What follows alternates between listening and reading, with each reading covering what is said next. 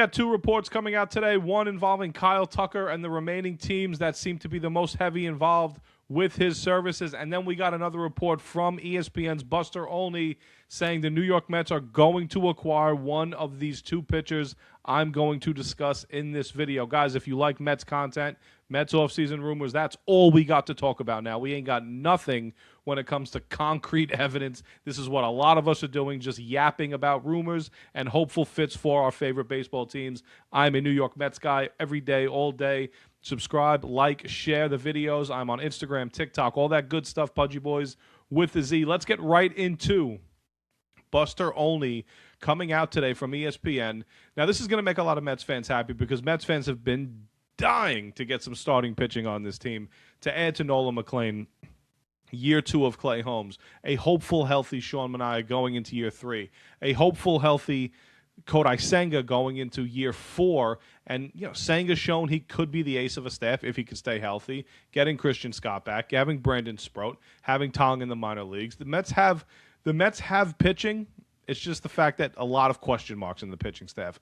What Buster Olney said today, let's get right into that, as he was quoted today saying. He was asked what other free agent pitchers are coming up most in your conversation. So Buster Olney says Ranger Suárez and Framber Valdez for sure. With the Mets still needing help in their rotation, it seems inevitable they're going to land one of these two starting pitchers. Suarez makes a lot of sense, giving his calm mound presence and experience pitching in big markets for all of those years in Philadelphia. I think, I've been saying this from the start, the Mets are going to land a starting pitcher, whether it's via trade, whether it's via free agency. One of these two guys are going to be on the Mets. I would prefer Framber Valdez. I would be happy. I would also be happy with Suarez. I would just prefer Valdez. We're going to get into the statistics of both of these guys. Who do you guys prefer out of these two? Comment down below in the comment section. If you had a choice between Suarez and Valdez, same contract. We're not going to go crazy and try to guess contracts. 4 or 5 year type deal. Who would you guys prefer to be on the Mets? What you're getting here in Framber Valdez, let's get straight into him when it comes to his statistics and what he's been about since he's been in the league and in baseball for his career. Framber Valdez, you're getting a horse, right? You're getting a horse. You're getting a guy who takes the ball every fifth day, and he's going out there. Going back last year, 2025, 31 starts. In submission, 31 starts, 28 starts, 31 starts, 31 starts, 22 being the lowest and trending backwards at that point. The last 4 years, nothing less than 28 starts. And if you're a Mets fan that's been begging for starting pitching, that's exactly what you want. An every fifth day guy to take the ball and just go out there and stop losing streaks. I look at Valdez as a number 2. I look at Suarez as a number 2 type guy. These guys are not aces, but what you're going to be getting is quality starting from both of these guys. 2-time All-Star for Framber Valdez. He's pitched in big games in Houston before. This is a guy he would be slot right in. He's probably your opening day starter. If you want to, mix him and Nolan McLean, it would be totally up to whatever Carlos Mendoza wants to do, but could be a guy that starts for your opening day. The key here for the Mets, as we just get into, I want to get into Ranger Suárez's stats for 1 second, but the key is here for the New York Mets is not only to add starting pitching, just to add starting pitching, just to shut the fan base up for 5 seconds, right? You don't have to add the ace right now to the staff, okay? If you signed a Valdez, if you signed a Suarez right now, and you go into the season, just hypothetically, you just get one of those guys.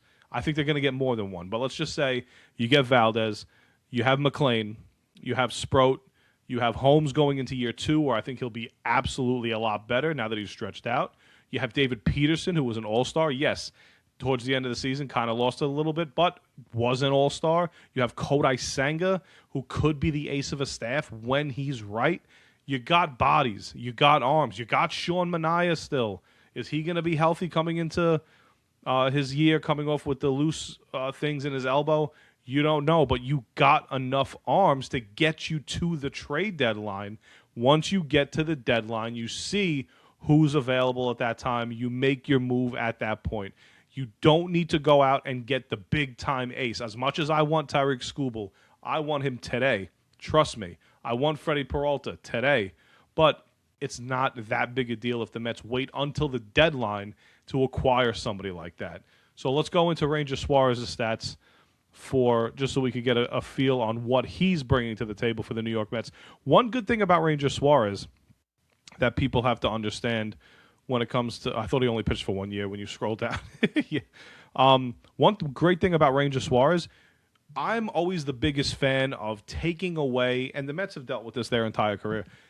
I'm a big fan of taking away a division rival's player and adding them to your team.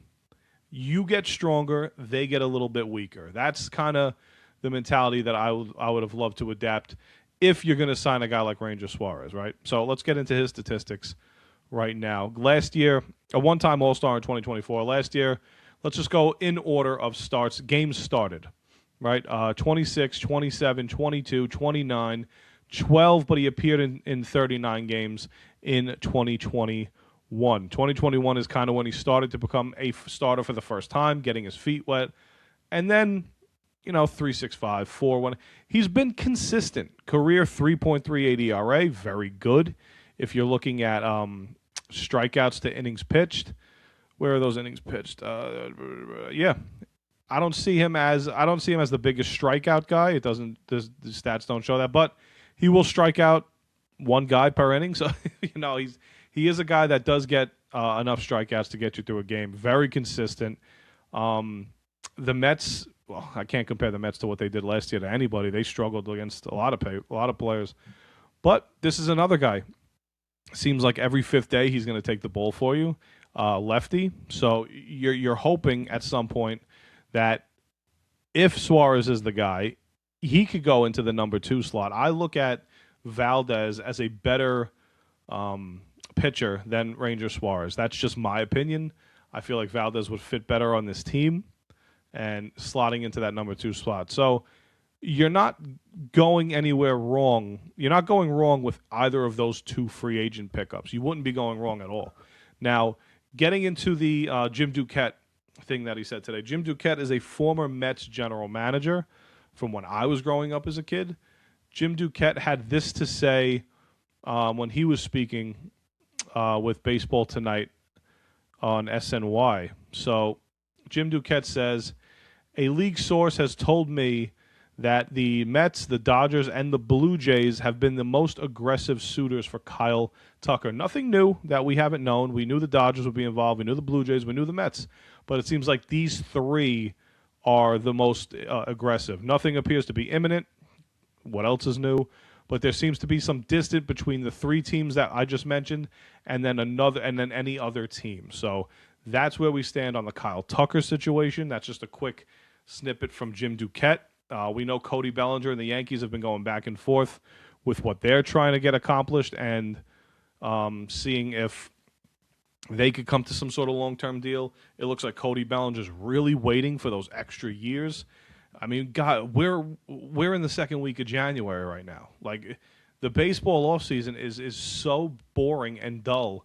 And we can get a Valdez signing tomorrow, and then we might have to wait 2 more weeks to get another guy to sign. It's just, I don't know how baseball could improve it. I don't know if there's a way to make it like the NFL and the NBA where once free agency hits, it is just a massive free-for-all, signing after signing after signing after trade after it's constant. And the baseball offseason just gives you nothing to talk about besides rumors, besides these type of quotes. And people don't have any other inside information like myself or anybody that you see on these podcasts or anybody on these channels.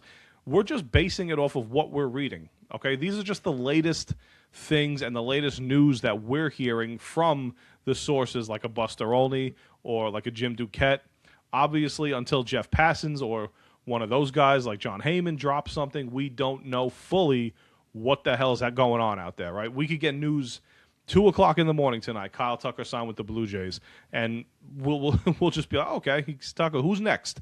Because we're going to be like, okay, who's next? Let's get the next one. And we're just going to be sitting around with our hands in our pants not knowing what the hell's going on. So, latest on Kyle Tucker, it's Mets, Blue Jays, Dodgers. I think Mets stand a very good shot to get him. The Buster Olney report, Framber Valdez has been attached to the Mets since the beginning of free agency. There's a lot of juice there. I do not think that those are just rumors. I think there's a lot there. between the Mets and the Orioles. The Orioles have already spent big. Maybe the Mets go get Valdez, add him to this rotation. Suarez would be taking somebody off your division rival, getting better while making them just a little bit weaker in the Phillies. So what do you guys want to do? Comment below, share, like, subscribe, social media, Pudgy Boys with a Z, Sports Talk. We are going to be doing daily Mets, Giants, Knicks, wrestling. It's all coming up, Royal Rumble season. If you're into wrestling, the belts are here, somewhere over here. Guys, subscribe to the channel. We are going to be on a journey. Also got the Knicks. I know people are a little worried about the Knicks right now, but I'm not. Mets are going to add a starting pitcher, and hopefully they could add a guy like Kyle Tucker to the squad, and it'll make a lot of Mets fans happy. Thank you guys for watching.